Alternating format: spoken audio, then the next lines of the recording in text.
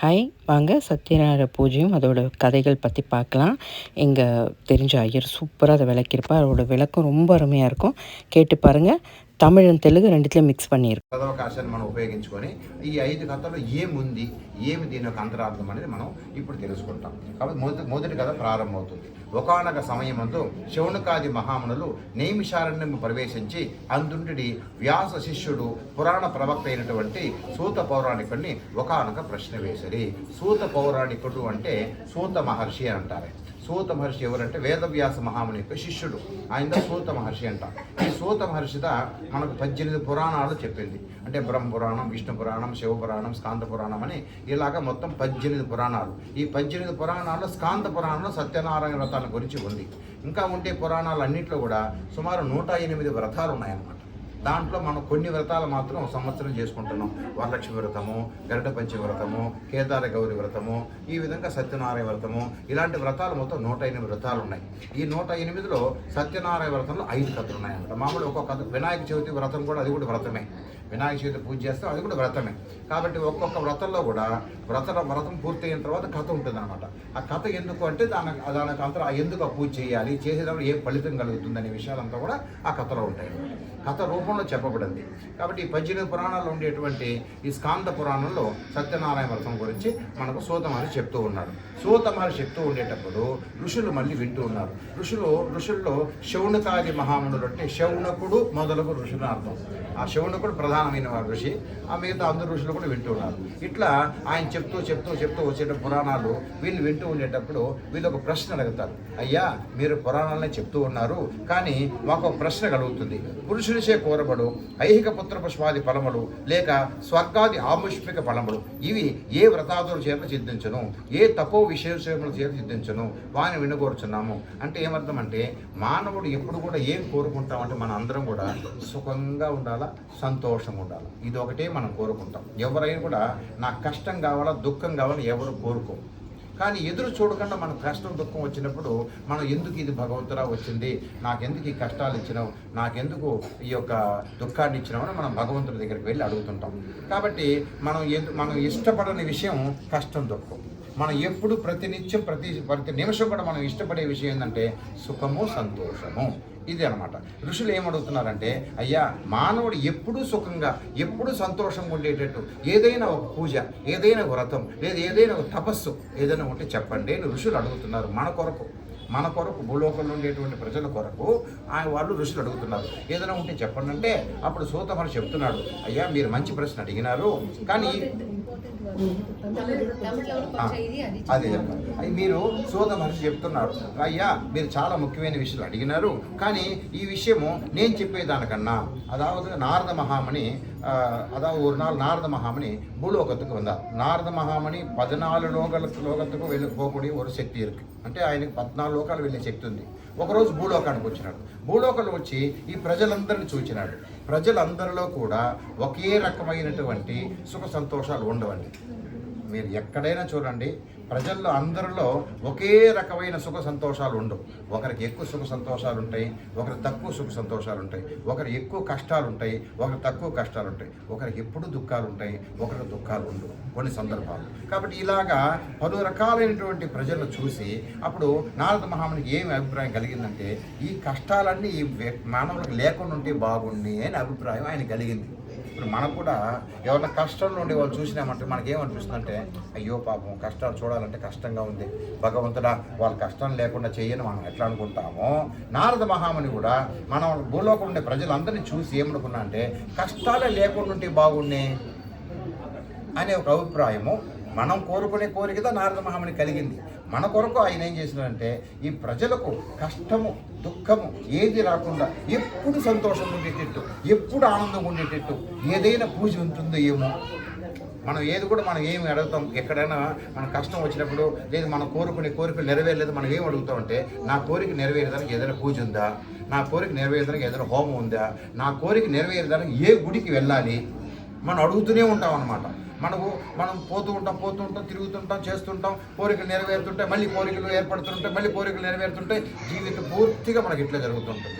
కానీ ఎప్పుడు ఏదో ఒక కోరిక మనకు కొరత ఉంటూనే ఉంటుంది, ఏదో ఒకటి జరగకుండా ఉంటూనే ఉంటుంది. అప్పుడు నారద మహాముని ఇది యోచన చేసినాడు. ఈ కష్టాలు మనిషి అనుకున్న వెంటనే జరిగితే సుఖం, మనిషి అనుకున్న విషయం జరగలేదంటే కష్టం, అంతే కదా. கஷ்டம் சுகம் வந்து ஏமாறும். ஆமாம், கொஞ்சம் தமிழோட. அதாவது நம்ம எப்போவுமே நம்ம எது நினைச்சாலும் நம்ம நினைத்தது எல்லாமே நடந்துக்கிட்டு இருந்தால் சுகம், நினைச்சது எப்போ நடக்கலையோ அப்போ கஷ்டம். இப்போ நாரத மகாமன் என்ன எதிர்பார்த்தாருன்னா, அதாவது கஷ்டமே இல்லாமல் இருந்தால் நல்லா இருக்குமே எல்லாருக்கும், கஷ்டம் இல்லாமல் எப்போவுமே சுக சந்தோஷமாக இருந்தால் எல்லா மனிதர்களும் ரொம்ப சந்தோஷமாக இருக்கும்னு சொல்லிட்டு நாரத மகாமன் என்ன செய்தார், நேராக இந்த கேள்விக்கு பதில் தெரிஞ்சுக்கணும்னு யார்கிட்ட போகணும், சிவன் நாராயணமூர்த்தி கிட்ட போகணும். ஏன்னா இந்த சிருஷ்டிக்கு அதிபதி அவர் தான், இந்த சிருஷ்டி நடத்துபவர் அவர் தான்.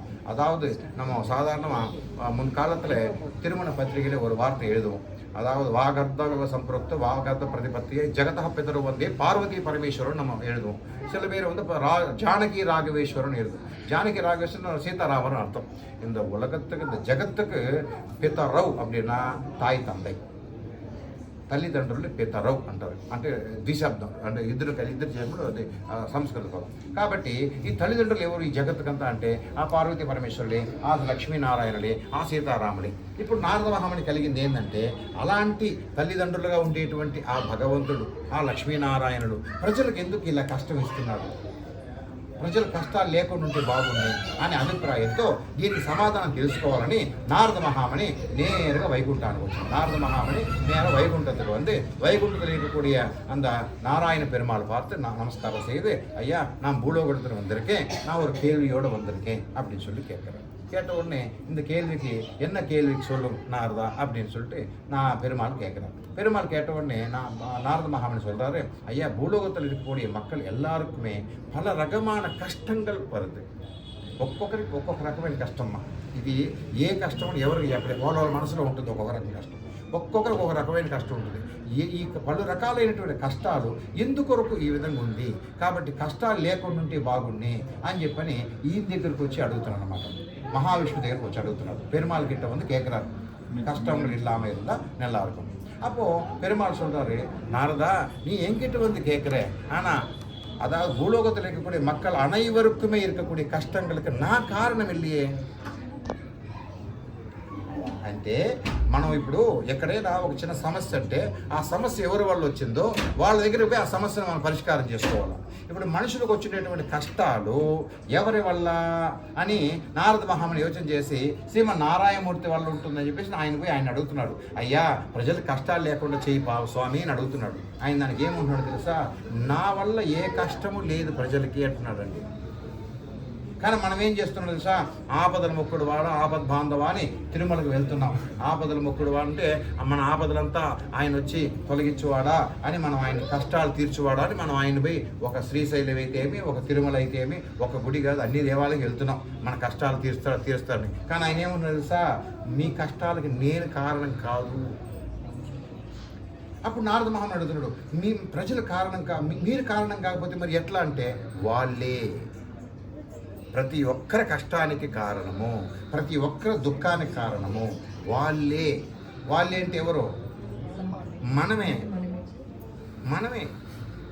కానీ మనకు తెలియలేదు మన కష్టానికి కారణం, మనకి ఎక్కడ దానికి జవాబు ఉంది. அதாவது நம்மளுடைய கஷ்டங்களுக்கு எங்கே விடை இருக்குன்னு நமக்கு தெரியல. விடை தெரிஞ்சால் ஈஸியாக அதிலிருந்து நம்ம மீண்டு வந்துடலாம். அந்த விடை தெரியாமல் எங்கோ இருக்குது நம்ம சுற்றி உலகம் ஃபுல்லாக சுற்றினாலும் விடை கிடைக்காது. அந்த விஷயந்தான் இங்கே முதல் கதையில் நமக்கு ஸ்காந்த புராணத்தை சொல்லப்படுறாரு சூத மகர்ஷி.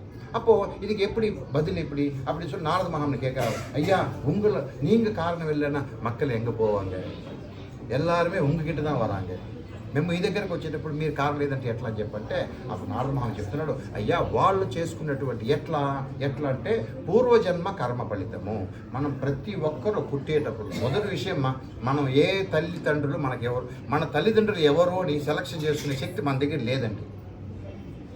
తరువాత జన్మలో, ఇప్పుడు ఈ జన్మలో మన తల్లిదండ్రులు వీళ్ళుదా అని మనం నిర్ణయం చేసేదానికి కుదరదు. పూర్వజన్మ కర్మ ఫలితంలో ఏదో ఒక తల్లి గర్భంలో వచ్చి మనం పుడతాం. పుట్టిన తర్వాత వాళ్ళదా మన తల్లిదండ్రి అంతదా, దాన్ని మార్చేదానికి కుదరదు. అప్పుడు ఈ తల్లి గర్భంలో పుట్టాలా నిర్ణయమే మన దగ్గర లేదు. మనం పుట్టి వచ్చేసినాం. వచ్చిన తర్వాత ఎట్లా వచ్చినామంటే పూర్వజన్మ కర్మండి. కర్మ అంటే సంస్కృతంలో కర్మ అంటే తెలుగులో పాపం పుణ్యం. అதாவது కర్మ அப்படின்னா పాపం పుణ్యం రెండు சேர்ந்தது కర్మ అని అర్థం. తెలుగులో కర్మ కాదు, సంస్కృత కర్మ. కాబట్టి ఈ పాప పుణ్యాలకు తగ్గట్టు మన జన్మ వచ్చింది. நம்மளுடைய பிறவி பாவ புண்ணியங்களுக்கு தகுந்த மாதிரி நம்மளுடைய பிறவி பிறந்துட்டோம். இப்போ பூர்வ ஜென்மத்தில் செய்திருக்கக்கூடிய அந்த பாவ பலன் கஷ்டம் துக்கமாகவும் புண்ணிய பலன் சுகம் சந்தோஷமாகவும் அனுபவிச்சுட்டே வருவோம். இது ஒவ்வொரு நாளும் நடக்கும். ஒவ்வொரு நாளும் அதாவது நமக்கு எந்த கஷ்டமும் துக்கமும் எது இல்லாத ஒரு நேரம், ஒரு நாள் எப்போ தெரியுமா? சுஷுப்தி. சுஷுப்தின்னா காட நித்ரா, ஆழ்ந்த தூக்கத்தில் நமக்கு எதுவும் தெரியாது. நமக்கு எதுவும் தெரியும். எப்போ தூக்கத்திலேருந்து வெளியே வரோமோ அப்போ தான் ஸ்டார்ட் ஆகுது நம்ம கர்மா பலன். அப்போ தான் ஸ்டார்ட் ஆகும். இது ஒவ்வொரு நாளும் ஸ்டார்ட் ஆகும். அப்போ அதனால தான் శాస్త్రంగా சொல்கிறது, నీకు ఉదయంతో నిద్ర లేచేటప్పుడు ఆ లక్ష్మీనారాయణ మనసులో స్మరించుకొని లేచిన వెంటనే వాళ్ళు స్మరించుకో అని చెప్తుంది. ఎందుకు? ఈరోజు నాకు మంచి ఫలితం ఇవ్వు అని. ఇప్పుడు ఈరోజు మనకు కర్మ ఫలితం ఉంటుంది, ఫిక్స్ అయిపోతుంది. అది దాన్ని ఎవరు మార్చలేరు. కానీ ఎవరు మార్చలేమంటే ఆయన అనుకుంటే మార్చగలరు. ఆయన వల్ల అవుతుంది. అప్పుడు ప్రతిరోజు ఆయన మనం ధ్యానం చేయమని చెప్పేసి మనకు చెప్తుంది. రాత్రి పడుకునేటప్పుడు ఆ పార్వతీ పరమేశ్వరు మనసులో తలుసుకొని పడుకోమని చెప్పని మనకు చెప్తున్నారు. గాఢ నిద్రలో ఎందుకు రాత్రి తలుసుకొని ఎందుకు పడుకోవాలి స్వామి? నేను గాఢ అనేది వెళ్ళిపోతానే, మళ్ళీ దాంతో పని లేదు కదంటే, లేయద్దా? లేచేదానికి గ్యారంటీ ఎవరు? వెళ్ళిపోతాం కదా నిద్రలో, మళ్ళీ ఎవరు లేపుతున్నారు మనల్ని? ఒక్క క్షణం మనం ప్రతి ఒక్కరు థింక్ చేసినామంటే మనం లేపేది ఎవరు? అలారం కాదు, లేదు పక్క మనిషి కాదు, మన వల్ల మన కర్మే లేపుతుంది. లే లే లే ఈరోజు కర్మ స్టార్ట్ అయింది, లే. ప్రతిరోజు అవును, మనం లేయలేదు. మనం అనుకుంటాం నేను లేస్తున్నాను, అది ఊరికి అజ్ఞానం. మనం లేయలేదు. ప్రతిరోజు మనం నిద్ర లేచేటప్పుడు మన కర్మ ఫలితం లేపుతుంది. ఈరోజు ఇది, ఈరోజు మంచి, ఈరోజు చెడ్డ, ఈరోజు అయిపోయింది. మళ్ళీ తిరిగి గాఢ నిద్ర వెళ్ళిపోయాం. సుషుప్తి అంటారు దాన్ని. స్వప్నం, సుషుప్తి, జాగ్రత్త అవస్థ. జాగ్రత్త అంటే ఇప్పుడు మనం ఉండేది జాగ్రత్త కాబట్టి, కాన్షియస్లో ఉండేది జాగ్రత్త అవస్థ. కాబట్టి ఈ విధంగా ప్రతిరోజు జరుగుతూ ఉంటుంది. ఇప్పుడు ఈ నారద మహాముని ఏమడుగుతున్నారంటే, అయ్యా మీరు చెప్పిన మాటకి అర్థం లేదు, మీరు చెప్పినట్టు కరెక్టే, కానీ పాప ఫలితానికి బదులు కష్టం దుఃఖం వస్తుంది, పుణ్య ఫలితానికి బదులు సుఖం సంతోషం వస్తుంది. సంతోషమే. కానీ పూర్వజన్మల్లో మనం ఏ కర్మ ఫలితం చేసినా మనకు తెలియదు కదా. పుణ్యకర్మ గురించి మాట్లాడడం, ఎంత సంతోషం వచ్చినా ఎంత సుఖం వచ్చినా ఎవరు వద్దనం, అది వదిలేండి. కానీ కష్టం దుఃఖానికి కారణమేమి? పాపకర్మ అని మీరు అన్నారు. సరే, ఆ పాపం పూర్వజన్మలో నేనేం పాపం చేసినా నాకు తెలియదే, మనకెవరికి తెలియదు. మనం ఏం చేసినా తెలిస్తే మనం పోయి ప్రాయశ్చిత్తం చేసుకోవచ్చు. పొరపాటు చేసినాను, తెలియక చేసినాను, మనకేమీ తెలియదే.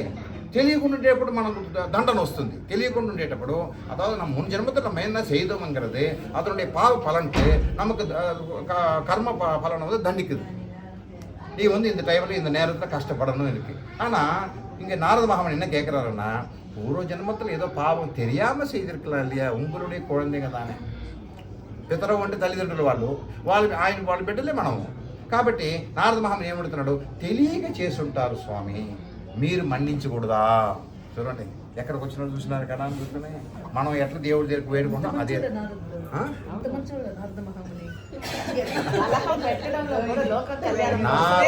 నారదుడుగా లేకపోతే ఎన్నో మంచి జరిగి ఉండదు. ఎప్పుడు కూడా సామధాన భేద దండం అని ఒక సూత్రం ఉంది. నారద మహాముని దాన్ని ఎట్లా చెయ్యాలనే ఆ విషయం ఆయనదే తెలుసు. అంటే ప్రాక్టికల్ లైఫ్ ఏం చేస్తున్నారంటే వీడు సరైన నారదుడు అందరి దగ్గర ముట్టిచ్చేస్తారు. అంటే లోక కళ్యాణం కోసమమ్మా మనం ఎట్ట కలహం చేస్తామంటే స్వార్థం అంటే సెల్ఫిష్. మనం సెల్ఫిష్గా కలహం పెడతాం. కానీ నారద మహాముని కలహం ఎట్లా ఉంటుందో లోక కళ్యాణం కోసం ఉంటుంది. కాబట్టి అది లోక కళ్యాణం కోసం ఏది చేసినా అది ఉత్తమం.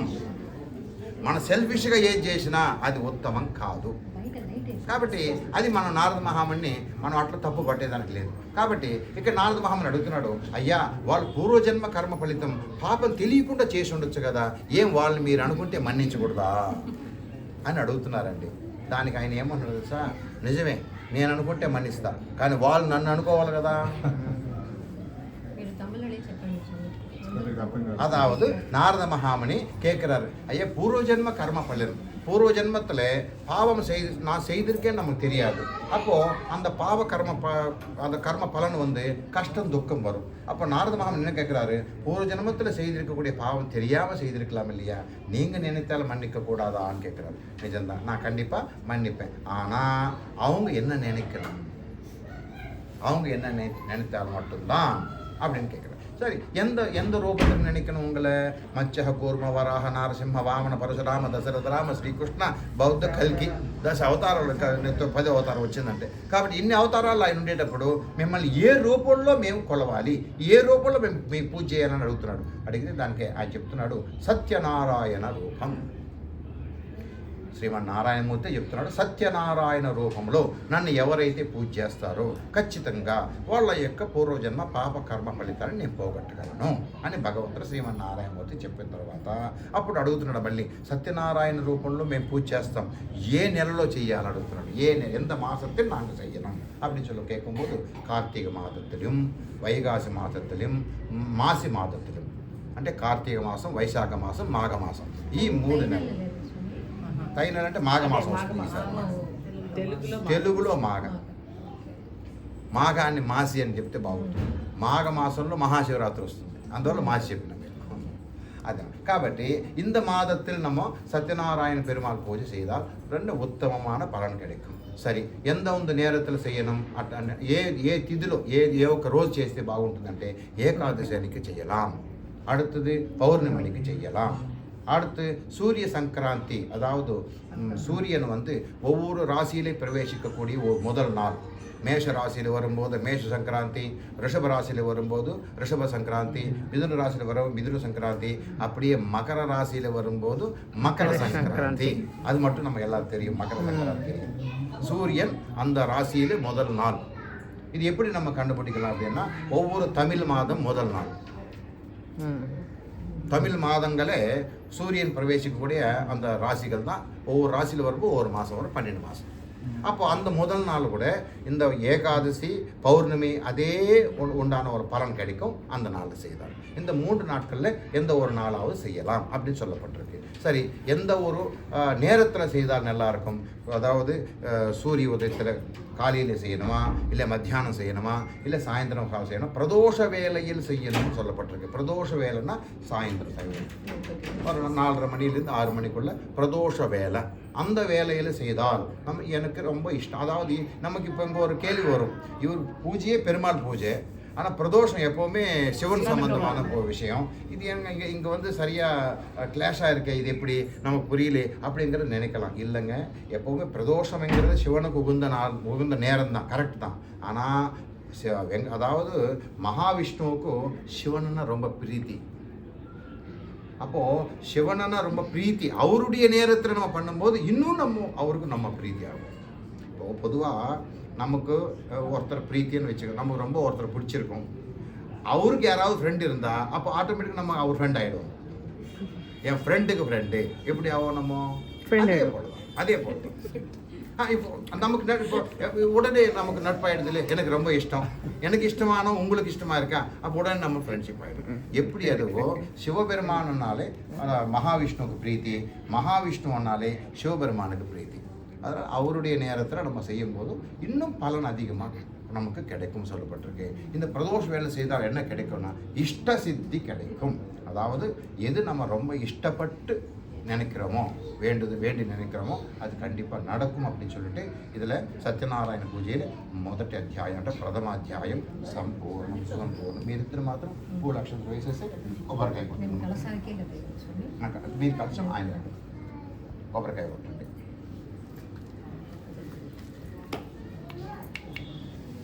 ఈ ప్రసాదం లోపల పెట్టేస్తారా? ఓం నారాయణాయ విద్మహే వాసుదేవాయ ధీమహే తన్నో విష్ణు ప్రచోదయాత్. సత్యనారాయణ స్వామి దేవతాభ్యో నమః. ప్రథమోధ్యాయానంతరం గోధుమపిష్ట నైవేద్యం, నారికేళకంఠ నైవేద్యం, ఆనందకర్పూర నీరాజనం సందర్శయామి, రక్షాం ధారయామి. సత్యనారాయణ స్వామి దేవత ప్రారంభమవుతుంది.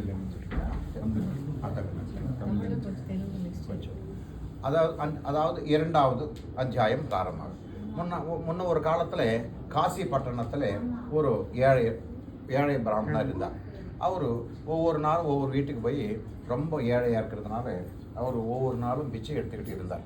பிக்ஷாந்தேகன்னு சொல்லிட்டு பிச்சை எடுத்து இருக்கும்போது அப்போது ஒரு நாள் சத்யநாராயண சுவாமி ஒரு வயசான பிராமண ரூபத்தில் வந்து எதற்காக வீடு வீடு சேர்ந்துக்கிறாய் அப்படின்னு சொல்லி கேட்குறாரு. எதுக்காக போகிறீங்கன்னு சொல்லி கேட்கும்போது, நான் ரொம்ப ஏழையாக இருக்கேன், ரொம்ப கஷ்டங்கள் அனுபவிச்சுட்ருக்கேன், என்னுடைய வாழ்க்கையிலே சுகம் சந்தோஷமே நான் பார்த்ததில்லை, உங்களுக்கு தெரிஞ்சால் இந்த கஷ்டங்கள் போகிறதுக்கு ஏதாவது ஒரு உபாயம் சொல்லுங்க அப்படின்னு சொல்லி அந்த ஒவ்வொரு வீட்டுக்கும் போய் பிச்சை எடுத்துக்கிட்டு அவருக்கு சொல்கிறார். கேட்ட உடனே அவர் சத்யநாராயண சுவாமின்னு சொல்லி தெரியாது அவருக்கு. அது பிராமண ரூபத்தில் அங்கே வந்து அவருக்கு தரிசனம் கொடுக்குறாரு. அப்போ அவர் சொல்கிறாரு, சத்யநாராயண பெருமாள் அப்படிங்கிறது ஒரு பூஜை இருக்குது, அந்த பூஜை நீ செய், கண்டிப்பாக உனக்கு இந்த கஷ்டங்கள்லாம் நீங்கிடும் அப்படின்னு சொல்ல உடனே சத்யநாராயண பெருமாள் பூஜை செய்யணும் அப்படின்னு சொல்லிட்டு அன்றைய இரவு வந்து அவர் அதாவது தூங்காமல் எப்போ சூரிய உதயம் ஆகும் நம்ம பூஜை செய்யணும் அப்படின்னு சொல்லிட்டு ஏகாகிர சித்தம் அப்படின்னு சொல்லப்பட்டிருக்கு. ஏகாகிர சித்தம் அப்படின்னா என்ன அர்த்தம்? ஏகாகிர சித்தம்னா நம்ம சூரிய உதயம் ஆன உடனே நான் செய்யணும் அப்படிங்கிற ஒரே அந்த நினைப்போடு இருக்கிறது. காலையில் 6 மணிக்கு தானே சூரிய உதயம், இதுக்கு நடுவில் நம்ம இதுக்கு முடிச்சுட்டு இருக்கணும், நல்ல ஹாயை தூங்கலாமே அப்படிங்கிறது. அப்படி இருக்கும்போது 6 மணிக்கு எழுந்து செய்யலாம். ஆனால் எப்போ சூரியோதயம் ஆகும் நான் பூஜை செய்யணும்னு சொல்லி அந்த நினைப்பிலே ஒரு தூக்கம் வரல. பூஜை செய்யணும் அப்படிங்கிற ஒரு அக்கறையிலேயே ஒரு தூக்கம் வரல. இப்போ பகவான் நம்மக்கிட்ட என்ன எதிர்பார்க்குறான்னு அந்த ஸ்ரத்தை தான் எதிர்பார்க்குறாரு. எந்த அளவுக்கு நீ எனக்கு செய்யக்கூடிய பூஜை வந்து ஸ்ரத்தையாக செய்கிறியா? பகவானுக்கு தேவையானது பக்தி, ஸ்ரத்தா, இந்த 2 மட்டும்தான். நம்ம எத்தனை தேங்காய் உடைச்சோம், எவ்வளோ பூ சாத்தணும், இல்லை எவ்வளோ பட்டு வஸ்திரம், எவ்வளோ பால் அபிஷேகம் பண்ணோம், இதெல்லாம் பகவானுக்கு நிறைய இருக்குது. பகவானுக்கு அது எல்லாமே நிறைய இருக்குது. பணம் பொருள் அவர்கிட்ட இல்லாத நம்மக்கிட்ட இல்லை. நம்மக்கிட்ட இருக்கிறது கடுகளவு, அவர்கிட்ட இருக்கிறது இந்த உலக அளவு. அப்போது நம்மக்கிட்ட அவர் என்ன தான் எதிர்பார்க்குறாருன்னா பக்தி, ஸ்ரத்தா. அந்த శ్రద్ధனுடைய నిరూపణం தான் ఏకాగ్ర చిత్తం. ఏకాగ్ర చిత్తం అంటే ఏమి అని చెప్పి దానికి వివరణ ఇస్తాడు.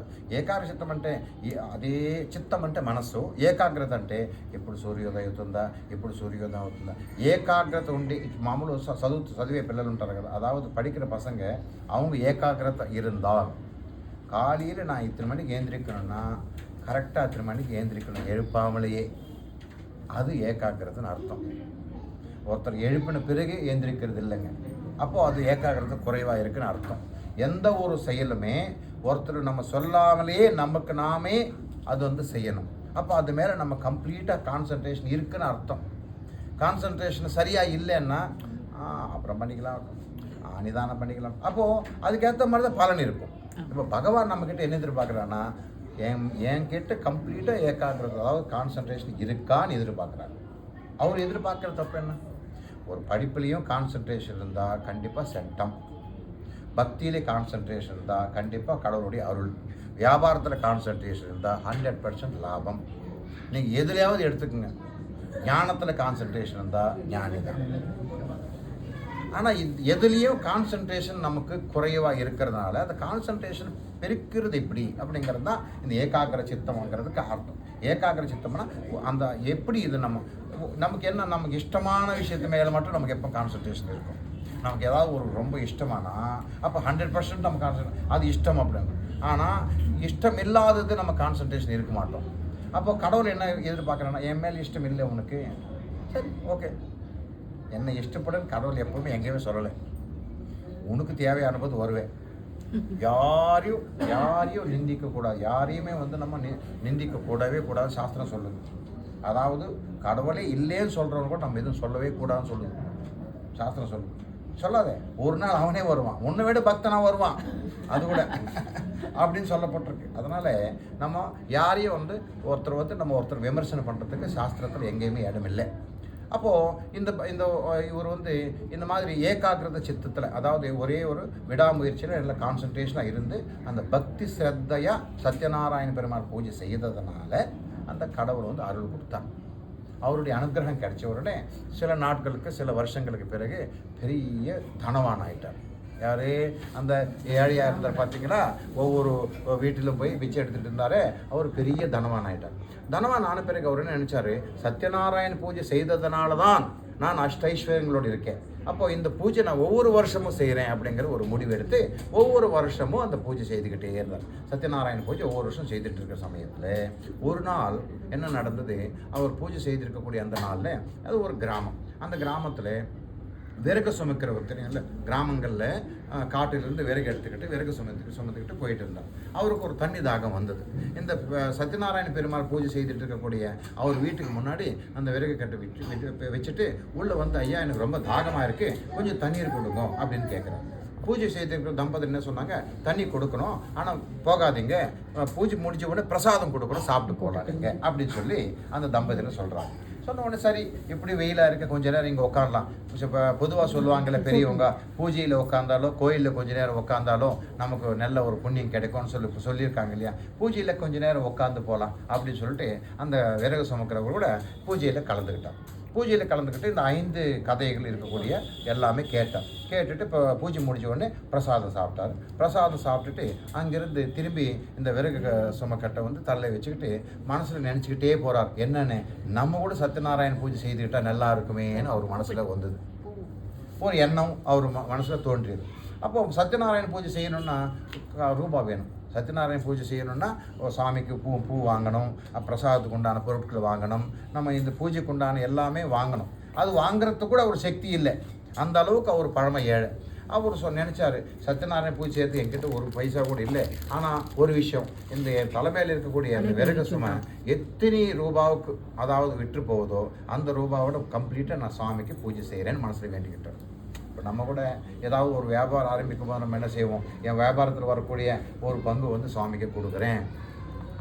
பையனுக்கு ஒரு நல்ல ஜாப் கிடைச்ச உடனே என்ன செய்வோம், முதல் சம்பளம் சுவாமிக்கு பூஜை செய்யலாம், சுவாமிக்கு வந்து செலவு செய்யலாம், நம்ம எப்படி சொல்கிறோமோ. இந்த விறகு சுமக்கிறவங்க அப்படி நினச்சார் மனசில், நான் இந்த விறகு விற்கிறதுனால எவ்வளோ ரூபா கிடைக்குதோ அந்த ரூபா நான் வந்து சுவாமிக்கு பூஜை செய்கிறேன் அப்படின்னு. சுவாமிக்கு நான் பூஜை செய்கிறேன்னு வேண்டதோடு நம்மளுடைய கடமை முடிச்சு போச்சுங்க. இனிமே இந்த விறகு கட்டை விட்டு கொடுக்க வேண்டிய வேலை யாருது, அவரு தான். இனிமேல் நமக்கு கவலை இல்லை. ஆனால் நம்ம அப்படி நினைக்க மாட்டோம். நம்ம அந்த மாதிரி, அதுதான் சரணாகத்தின்னு அர்த்தம். சரணாகத்தின்னா நமக்கு என்ன மனசில் இருக்கக்கூடிய ஒரு கஷ்டமும் சுவாமிக்கிட்ட ஒப்படைச்சிட்டு நம்ம ஹாயாக இருன்னு தான் எல்லா சாஸ்திரமும் சொல்லப்பட்டிருக்கு. நம்ம ஒப்படைக்கிற மாதிரி ஒப்படைப்போம், ஆனால் ஒப்படைக்க மாட்டோம். சீக்கிரம் நடந்து எதனால அது இல்லைங்க, நான் உண்மையிலே சுவாமிக்கு வேண்டிக்கிட்டேன், கண்டிப்பாக நீ தான் சுவாமி, எனக்கு கதி, வேறு யாரும் இல்லை, நீ இல்லைன்னு எனக்கு எதுவுமே இல்லை அப்படின்னு தான் சொல்லியிருக்கேன் அப்படின்னு கூட சொல்கிறாங்க. சரி சொல்கிறாங்க, பார்க்குறேன், சுவாமி நீ எத்தனை நாள் எதிர்பார்க்குறேன்னு சோதிப்பார். 1 மாதம், 6 மாதம், 1 வருஷம், 2 வருஷம் பார்ப்பார். நீ சோதிக்கிறது, சுவாமி வந்து சோதிக்கிறது. உடனே நம்ம என்ன செய்வோம், என்னம்மா எதுக்குன்னா, இல்லை என் பையனுக்கு கல்யாணம் ஆகலை, அதுக்காக நான் வேண்டிக்கிட்டேன் ஒரு சுவாமியை, நான் எதிர்பார்த்துட்டு இருக்கேன், அந்த சுவாமி எனக்கு கண்டிப்பாக செய்வார், என் பையனுக்கு கல்யாணம் ஒரு நல்ல பொண்ணு காட்டுவார் அப்படின்னு நம்ம சொன்ன உடனே இன்னொரு அம்மா என்ன சொல்லுவாங்கன்னா, நீ அதையே வேண்டிக்கிற, நான் சொல்கிறேன் காளஹஸ்தி கோயிலுக்கு போ, உடனே முடிச்சிடும் போ. அப்படியா, ஐயோ நான் இத்தனை நாள் தெரியாமல் இந்த சாமி வேண்டிக்கிட்டேனே, உடனே அடுத்த சாமிக்கு போவோம். காளஹஸ்திக்கு போயிட்டு வந்த பிறகு கூட ஒரு 6 மாதம் பார்ப்போம். அப்போ இன்னொருத்தர் சொல்லுவார், அங்கேயே போகிறேன், இன்னொரு கோயிலுக்கு போ. இந்த மாதிரி கோயில்கள் 1 2 இல்லை, பல 100 பல 1000 கோயில்கள். நம்ம என்ன செய்வோம், ஒன்று விட்டுட்டு இன்னொன்று வாழ்நாள் முழுவதும் நம்ம இப்படி தான் போயிட்டு இருப்போமே தவிர ஒரு குறிப்பிட்ட கடவுளை வழிபாடுல நமக்கு இல்லை. இல்லாதனால என்ன சாமி இல்லைன்னா கூட அப்போ சாமி செய்ய மாட்டாரா, இல்லைன்னா நம்ம செய்வோமா. நம்மக்கிட்ட ஒரு உதவி கேட்டு ஒருத்தர் வராருன்னா உடனே அவர் வரவர், எனக்கு வேறு யாருமே இல்லை, நீ தான் கெதின்னு சொல்லும்போது நமக்கு என்ன தோணுன்னா, என்னை நம்பி வந்துட்டாங்க, என்னுடைய வேலை பக்கத்தில் வச்சு எப்படியாவது நான் வந்து அவர் நல்லது செய்வோன்னு நமக்கு ஒரு இன்ட்ரெஸ்ட் வரும். இல்லை நான் 2-3 பேர்கிட்ட கேட்டிருக்கேன், உன்னால் முடிஞ்சா கூட நீ செய் அப்படின்னு சொன்னால், கேட்டிருக்காரா பார்த்துக்கலாம், எதிரில் பேச மாட்டோம், மறைவில் அவர் 2-3 பேர் கேட்டிருக்காரா பார்த்துக்கலாம் அப்படின்னு நமக்கு கொடுக்குறத நம்ம செய்யறது ஒரு இன்ட்ரெஸ்ட் இருக்காது. அப்போ கடவுளை கூட பார்க்குறாரு, ஓஹோ அப்படியா, நீ பார்க்கலாம், இப்போ சுற்றிட்டு வா, எங்கே சுற்றிட்டு வா. இதுதான் வந்து நமக்கு புராணங்களில் சொல்லப்பட்டிருக்கிற விஷயம். அப்போ இவர் அந்த ஏகாகிரத்தில் இவர் இருந்ததுனால தான் அந்த மாதிரி இது நடந்திருக்கு. இப்போது இந்த விறகு சுமக்கிறவர் என்ன செய்தார், சரி எப்படியோ சாமிக்கு வேண்டிக்கிட்டார். சரி அதுக்கப்புறம் சாமி என்ன செய்ய நினைச்சாரு, எப்படியாவது இந்த விறகு சுமம் வந்து அதிகமான ஒரு ரூபா, அவர் அதான் பூஜைக்குண்டான ரூபா அவர் வர அளவுக்கு அவர் விட்டு கொடுக்கணும். அந்த கிராமத்தில் ஒரு தனவான் இருந்தான். அந்த தனவான் வந்து அன்றைக்கி ஏதோ ஒரு பூஜை வச்சுக்கிட்டார் வீட்டில். பூஜைக்குண்டான எல்லா பொருட்களும் ஏற்பாடு பண்ணார். ஆனால் அடுப்புக்குண்டான பொருட்கள் ஏற்பாடு பண்ணலை. அந்த காலத்தில் விறகு, இந்த காலத்தில் சிலிண்டர்னு வச்சுக்கோங்க. இப்படி காலத்துக்கு ஏற்ற நம்ம கொஞ்சம் மாற்றிக்கலாம். எத்தனையோ பேர் சிலிண்டர் புக் பண்ணாமல் கூட நாளைக்கு பண்ணிக்கலாம்னு சொல்லி மறந்துட்டு இருக்கணும். எத்தனையோ பேர் இருப்போம், நம்மளே கூட இருப்போம். உடனே சிலிண்டர் 2 சிலிண்டர் காலியான உடனே உடனே ஞாபகம் வரும், சரி யாருக்கோ ஒருத்தர் ஃபோன் பண்ண அர்ஜென்ட்டாக கொண்டாப்பா நான் மறந்துட்டேன் புக் பண்ணேன். ஏதோ ஒரு ரெக்கமெண்டேஷன் நம்ம பக்கத்து வீட்டில் ஒரு கொஞ்சம் கொடுங்க அப்புறம் புக் பண்ணணும்னு வரும்னு சொல்லி, அது இயற்கை தான். சாதாரணமாக மறக்கிறதுங்கிறது இயற்கை. ஏன்னா நான் எதுக்கு அங்கங்கே நடுவில் இந்த விற்க விஷயம் சொல்கிறேன்னா, இது கதை மட்டும் இல்லை, நம்மளுடைய வாழ்க்கையில் நடக்கக்கூடிய விஷயம்ங்கிறதுக்காக தான் உங்களுக்கு ஒவ்வொரு விஷயம் நடுவில் சொல்கிறேன். அப்போது இந்த மாதிரி அவர் வந்து அந்த விறகு சுமக்கிறவர் சாமி வேண்டிக்கிட்டார். சரி, இப்படி இந்த தனவான் இருக்கார் இல்லையா, பூஜைக்கு எல்லாம் ஏற்பாடு பண்ணார்.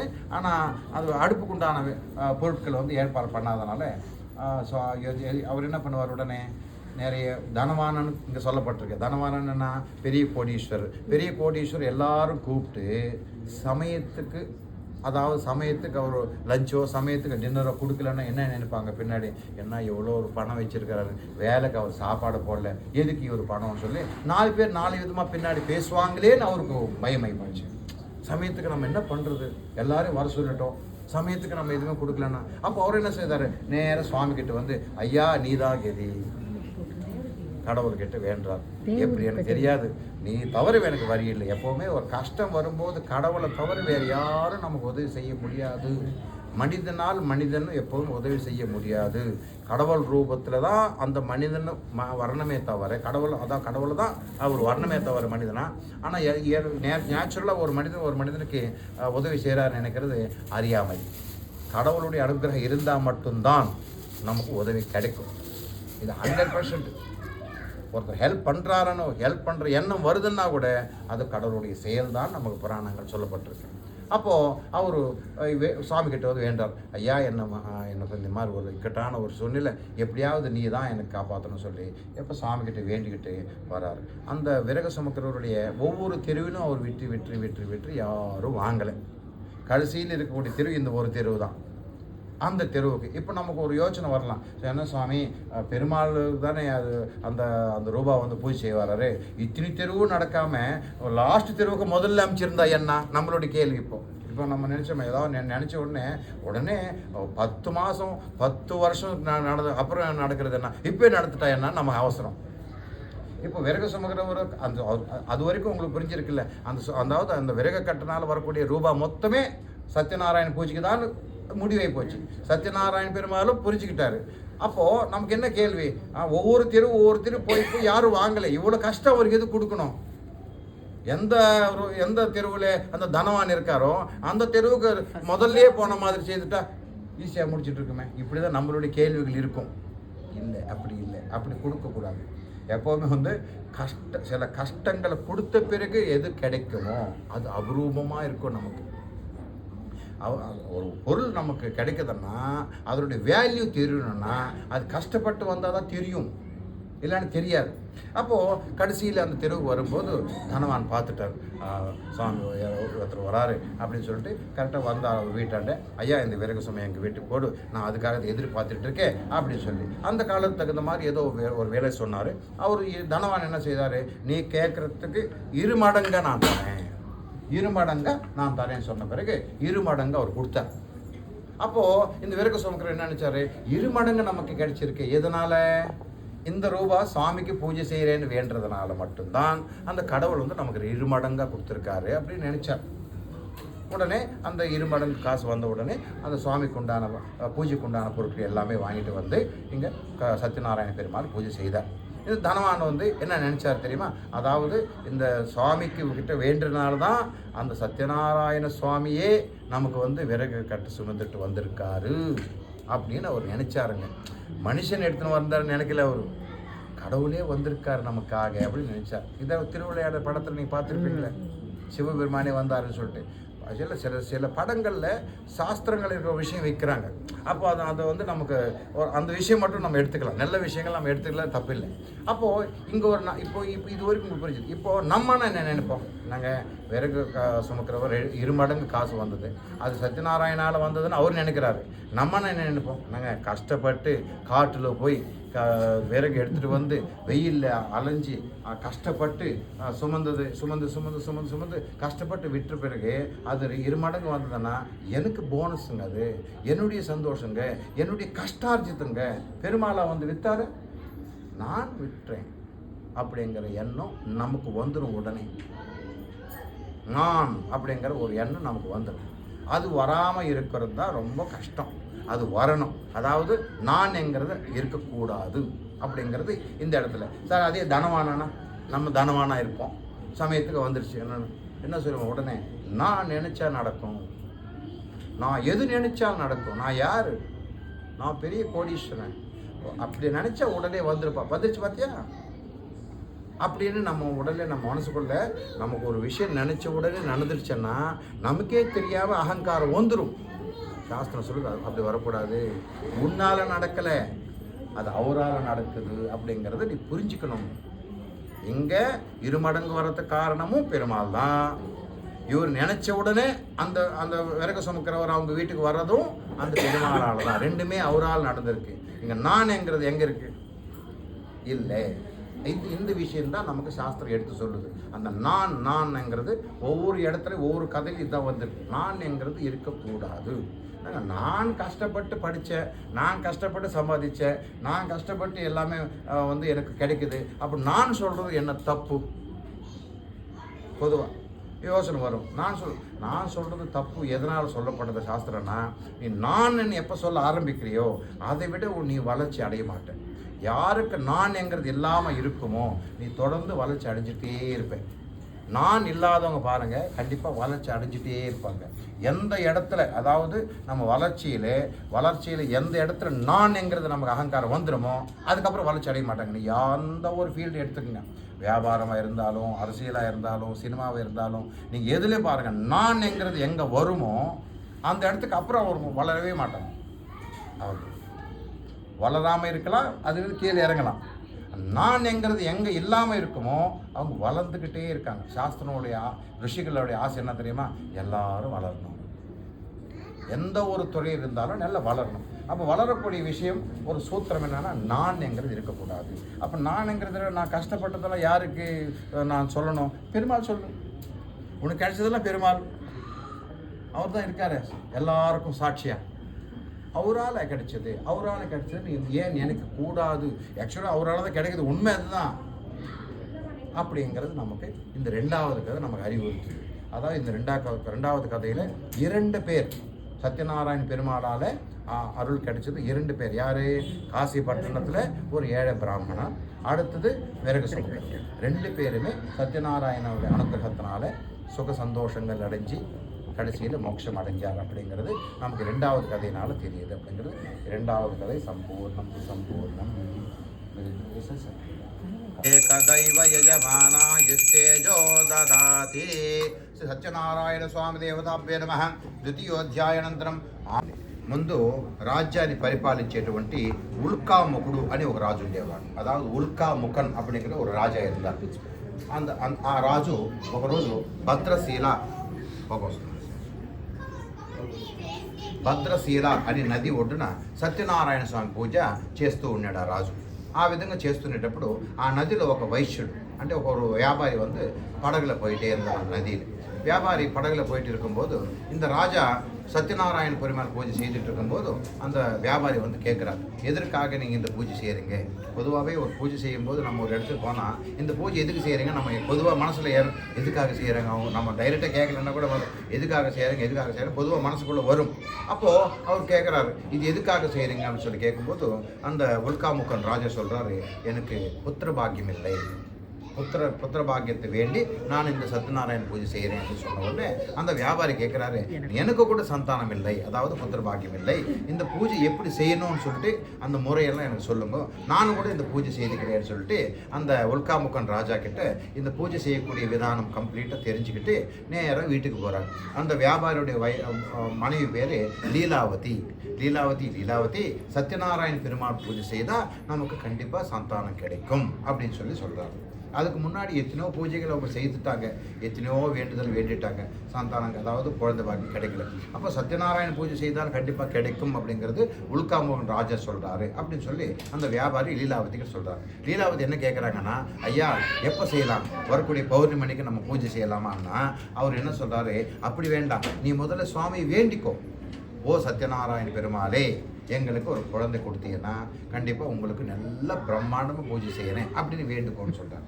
உடனே லீலாவதி என்ன கேட்குறாருன்னா, அப்படி எதுக்கு, நம்ம முதல்ல பூஜை செய்திடலாம், பூஜை செய்துட்டு பிறகு அப்போ சுவாமியை வேண்டலாம் அப்படின்னு சொல்லி கேட்குறாங்க லீலாவதி. அப்போது அவர் என்ன சொல்கிறாரு, முதல்ல பூஜை செய்துட்டு விஷயம் வேண்டாம், ஏன்னா நான் முதல்ல பூஜை செய்யணும்னா நிறைய பேர் கூப்பிடணும், அதாவது பந்துக்களையும் சிநேகிதர்களையும் எல்லாரும் கூப்பிட்டு செய்யணும். நான் பெரிய வியாபாரி, எல்லாரும் கூப்பிட்டு செய்கிறதுக்கு நிறைய ரூபா செலவாகும், அவ்வளோ செலவு செய்து பூஜை செய்த பிறகு ஒருவேளை அதாவது குழந்தை பாக்கியம் கிடைக்கலன்னா பூஜை செய்த பணம் கம்ப்ளீட்டாக வேஸ்ட் ஆகிடுமோ என்னமோன்னு ஒரு யோசனை அவருக்கு வந்துதான். அதுதான் இந்த கதையில் சொல்லப்பட்டிருக்கு. ஏன் இந்த மாதிரி இந்த கதையில் வந்திருக்கு அப்படிங்கிறதுனா, பொதுவாகவே சில பேருக்குள்ள சில எண்ணங்கள் வேண்டி சுவாமிகளுக்கு செய்கிறாங்க. கோயில்களுக்கோ இல்லை சுவாமிகளுக்கு யாத்திரை போகும்போது சில எண்ணங்கள் மனசில் வச்சுக்கிட்டு செய்கிறாங்க. அந்த எண்ணம் நிறைவேறலைன்னா மனசுக்குள்ள வரும், வேஸ்ட்டாக செய்துட்டோம்பா, அந்த கோயிலுக்கு கொடுத்தேன் நான் 1 லட்ச ரூபா கொடுத்தேன், வேஸ்ட்டாகி போச்சு அப்படிங்கிற எண்ணம் வரத்துக்கு வாய்ப்பு உண்டு. சொன்னால் தான் தெரியும், எல்லாருமே சொல்லலைன்னா தெரியாது. அப்போ அந்த காலத்தில் அவருக்கே வந்திருக்கு, ஆனால் அது தப்புன்னு சொல்கிறதுக்கு இப்போ இந்த கதை. அந்த மாதிரி நம்ம எப்போவே கடவுள்கிட்ட அந்த மாதிரி ஒரு எண்ணம் வரக்கூடாது. செய்ய வேண்டியது நம்மளுடைய கடமை, கொடுக்க வேண்டியது அவருடைய எண்ணம். அவர் எப்போ கொடுக்கணும்னு அவருக்கு நல்லா தெரியும். எப்போவே ஒரு சுவாமிக்கு ஒரு தேங்காய் உடைச்சிட்டோம்னா, ஐயோ 50 ரூபா போச்சே அப்படின்னு எப்போவுமே நினைக்கக்கூடாது. அந்த 50 ரூபாவுக்கு பதில் நம்ம அதிகமாக என்னைக்கோ ஒரு நாள் கண்டிப்பாக கொடுப்பாங்க. அது என்னைக்குன்னா மறுநாளே கொடுக்கலாம், மறு நிமிஷமே கொடுக்கலாம், இல்லை மறு பிறவியில் கொடுக்கலாம். ஆனால் எப்போ கொடுப்பாருன்னு நமக்கு தெரியாது. ஏன் இந்த தாமதம் அப்படின்னா, நம்ம முன்ன செய்திருக்கிற கர்ம பலன் இருக்கே, எல்லாம் ஒரே தடவை கொடுக்க முடியாதுல்ல. நம்ம வாழ்நாள் முழுவதும் சாப்பிடுவோம், ஒரு நாள் வச்சு சாப்பிட முடியுமா? அன்னன்னைக்கு தான் சாப்பிட முடியும். 10 நாள் சாப்பாடு ஒரு நாள் கூட நம்மளால் சாப்பிட முடியாது. ஆனால் ஏன் அவங்க ஒரே நாள் நமக்கு கிடைக்காதுன்னா, அவங்க தெரியும் எந்த நேரத்தில் எந்த புண்ணிய பலன் உனக்கு கொடுக்கணும், அவருக்கு தான் தெரியும், நமக்கு தெரியாது. ஆனால் நம்மளுடைய என்னென்னா, இப்போ தேங்காய் உடச்சு அடுத்து ரிசல்ட் வந்துடும், இப்போ பூஜை செய்கிற அடுத்து வராது. ஆனால் நம்மளுடைய செய்ய வேண்டியது நம்மளுடைய கடமை, கொடுக்க வேண்டியது அவருடைய கடமை. அப்போ அப்படி கூட கொடுக்கலாம் இல்லைங்க, அப்படி கொடுக்கலாம், கொடுக்க முடியாதான்னு அப்படி கூட கொடுக்கலாம். அவர் நினைக்கணும், ஆனால் பெருமாள் நினைச்சால் அடுத்த நிமிடமே நமக்கு என்ன கிடைக்கும்னு சொல்ல முடியாது. எப்போ கிடைக்கணும், ஆனால் கிடைக்காம இருக்கிறது வாய்ப்பே இல்லை. எந்த சாஸ்திரம் சொல்லப்பட்டிருக்கிறது, சுவாமி வேண்டி ஒரு பூமால் நீங்கள் சுவாமிக்கு சாத்தினீங்கன்னா, இல்லை ஒரு தேங்காய் உடைச்சு ஒரு அர்ச்சனை பண்ணிங்கன்னா அதனுடைய பலன் கண்டிப்பாக கிடைக்கும். கிடைக்காம போகிறதுக்கு வாய்ப்பே இல்லை. ஒரு 10 ரூபா நம்ம சுவாமி உண்டியில் போடுறோன்னா அதுக்குண்டான பதில் கண்டிப்பாக இருக்குது. எப்போ நம்மளுடைய எண்ணம் உடனே வரணும்னு அது வந்து யாரும் சொல்ல முடியாது, எங்கேயுமே சொல்கிற மாதிரி சாஸ்திரங்கள் இல்லை. ஆனால் கண்டிப்பாக கிடைக்கும். இதுதான் நம்ம புரிஞ்சுக்குவேன். இப்போது இவர் சொல்கிறாரு, இந்த மாதிரி நான் வந்து அவர் கொடுக்காம போனால் எப்படின்னு சொல்லிட்டு லீலாவதி சொல்லிவிட்டு அவர் திரும்பி வியாபாரத்துக்கு போயிட்டார். இருந்தாலும் லீலாவதிக்கு எந்த மாதிரி ஒரு குணம்னா, தர்மம் வந்து ஆசக்தின்னா தர்மம் பண்ணுறதுல ரொம்ப ஆசக்தினா என்ன அர்த்தம்னா, இன்றைக்கி நான் தர்மம் பண்ணுறதுக்கு வாய்ப்பு கிடைக்குமா அப்படிங்கிற எதிர்பார்த்துட்டு இருக்கிறதுக்கு பேர் ஆசக்தி. லீலாவதி அப்படி இருக்கிறவங்களாம் ஒவ்வொரு நாளும் தானம் தர்மம் பண்ணிக்கிட்டே இருப்பாங்க. அந்த மாதிரி ஒரு தான தர்மங்களாக இருக்கக்கூடிய ஒரு லீலாவதிக்கு கடவுள் நினச்சார். அதாவது அவரும் கொஞ்சம் கடினமாக இருந்தால் கூட லீலாவதி வந்து ரொம்ப பக்தியாக இருக்காங்க, அதனால் நம்ம அருள் கொடுக்கலாம் அப்படிங்கிற சத்யநாராயண சுவாமி நினச்சார். பொதுவாக என்னங்க அப்படி எப்படி நினைக்க முடியும் அப்படின்னு நம்ம நினைக்கல. நமக்கு ஒரு இன்விடேஷன் வருது, ஒரு வீட்டில் 2 பேர் இருந்தாங்கன்னா ஒருத்தருக்கு சில பேர் எங்காவது ஒரு சில பேரில் 2 பேருமே நல்ல அணுகுமுறை இல்லைன்னா ஒருத்தர் இருந்தால் கூட நம்ம நினைப்போம் அவங்களுக்காவது போகணும் நம்ம சொல்லுவோம். சில ப்ரோ 2 பேர் இருந்தாங்கன்னா அந்த சார் ரொம்ப நல்லவர், இல்லை அந்த அம்மா ரொம்ப நல்லவங்க, அவங்களுக்காவது நான் போய் ஆகணும்னு நம்ம பேசிப்போம். அதே போல் 2 பேரும் நல்லவங்களாக இருக்கும்போது அது 2 பேரும் நமக்கு அனுகூலமாக இல்லைன்னு போக மாட்டோம், ஒருத்தருக்காகவது கண்டிப்பாக போவோம். அப்போது கடவுள் ஏன் இப்போ இங்கே கொடுக்கக்கூடாது நமக்கு என்ன ஒரு, ஏன்னா அவர் தான் பூஜையே பண்ணலையே, அவர் இப்படி சொல்லிட்டு போயிட்டாரே அப்படின்னா அதனால தான் சாஸ்திரங்கள் 2 பேருமே ஒரே மாதிரி இருக்க மாட்டாங்க. அந்த காலத்துலேருந்து பெரிய காலத்துலேருந்து தம்பதியினர் 2 பேருமே ஒருத்தர் கொஞ்சம் கடினமாக இருந்தாலும் ஒருத்தர் தான தர்மம் அதிகமாக இருக்கும்.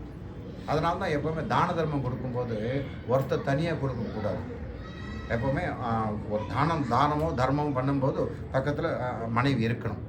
அப்போ தான் அது செய்யறதுக்கு அதிகாரம். நான் பாட்டுக்கு நான் செய்கிறேன், நான் சம்பாதிச்சேன்னு சொன்னால் சாஸ்திரம் ஒத்துக்காது. சாஸ்திரப்படி பார்த்தா ஒரு தர்மம் பண்ணும்போது பக்கத்தில் மனைவி நிற்கணும் அந்த தாம்பூலம் கொடுக்கும்போது, அதுதான் சாஸ்திரம். அப்போது அதனுடைய பலனை 2 பேருக்குமே வரும். அந்த மாதிரி இதோடைய அர்த்தம். அப்போது அவர் இந்த மாதிரி சொல்லிட்டு வியாபாரத்துக்கு போயிட்டார். தர்மம் ஆசக்தியாக இருக்கிறதுனால லீலாவதிக்கு பெருமாளுடைய அனுகிரகம் கிடைச்ச உடனே அவர் கர்ப்பவதியான 10வது மாதத்தில் பெண் குழந்தை பெற்றெடுத்தாங்க. பெண் குழந்தைக்கு என்ன பேர் சூட்டினாங்கன்னா கலாவதி அப்படின்னு பேர் சூட்டினாங்க. தாய் பேர் லீலாவதி, குழந்தை பேர் கலாவதி.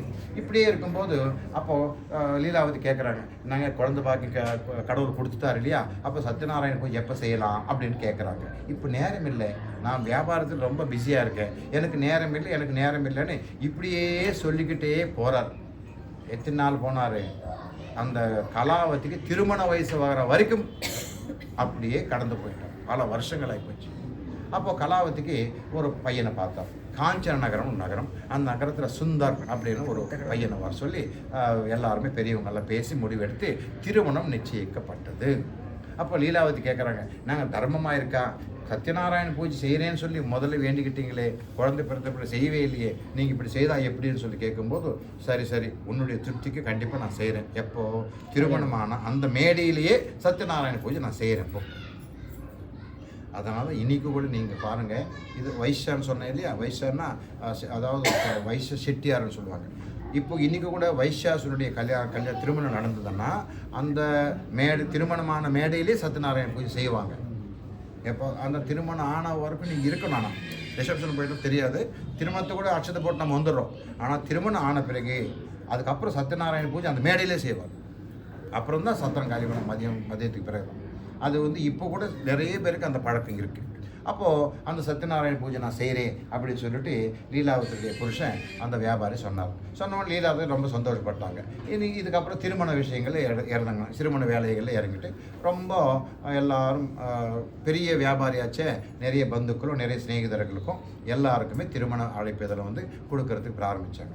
திருமணம் ஒரு விதத்தில் நல்லபடியாக நடத்தி முடித்தாங்க. எப்படி நடத்தாங்கன்னு சொல்லப்பட்டிருக்கேன்னா வைபவோபேதமுகம், அதாவது ரொம்ப ரிச் கிராண்டாக பண்ணாங்களா திருமணம், ரொம்ப ரிச் கிராண்டாக திருமணம் பண்ணாங்க.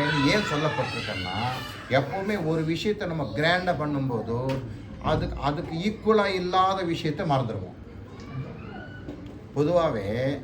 ஏன் அப்படின்னா ஒரு விஷயத்தை நம்ம கான்சன்ட்ரேஷன் பண்ணும்போது இன்னொரு விஷயம் நமக்கு ஞாபகம் வராது. எப்போவுமே பாருங்கள், நம்ம மனசில் ஏதாவது ஒன்று நினச்சிக்கிட்டே இருப்போம் வச்சுங்களேன், பக்கத்தில் யாராவது நமக்கு நின்னா கூட நமக்கு தெரியாது. ஏன்னா மனசு அங்கே இருக்குது. மனசு அங்கே இருக்கும்போது இங்கே யார் வந்திருக்கான்னு நமக்கு தெரியாது. அப்புறம் இல்லை நான் வந்திருக்கிறத கவனிக்கலையே அப்படின்னு நான் எங்கோ யோசனை பண்ணிட்டு இருந்தேன்னு சொல்லுவோம் பார்த்தீங்களா. அது மாதிரி வைபவோபேதம் திருமணம் பண்ணுற எண்ணத்தில் லீலாவதியும் சரி, அந்த ஹஸ்பண்டும் அவர் புருஷனும் சரி, சத்யநாராயண பூஜை செய்யணுங்கிற எண்ணமே மறந்துட்டாங்க. சரி, காலம் கடந்துக்கிட்டே இருக்குது. கொஞ்ச நாளுக்கு அப்புறம் மருமகனை கூட வியாபாரத்தில் சேர்த்துக்கிட்டாங்க. ஒரே பொண்ணாச்சே, மருமகனும் வியாபாரத்தில் சேர்த்துக்கிட்டு மாமனாரும் மருமகனும் வியாபாரத்துக்காக ஒரு நாட்டுக்கு போனாங்க.